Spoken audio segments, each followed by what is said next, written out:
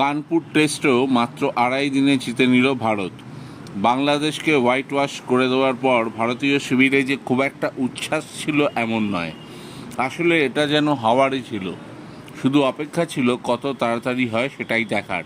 তবে টেস্টের শেষ লগ্নে যে ছবিটায় নজর কেড়ে নিয়েছে সকলের, সেটা হলো সাকিব আল হাসানকে বিরাট কোহলির এগিয়ে এসে একটা ব্যাট উপহার দেওয়া।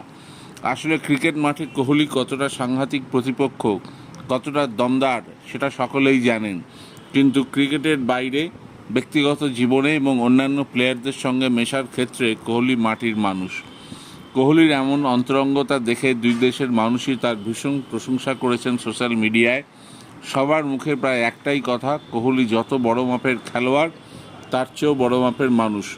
আর সাকিব আল হাসানকে বাংলাদেশ মিস করবে। এই টেস্টই ছিল তার জীবনের শেষ টেস্ট, এমনটাই বলা যায়। Thank you.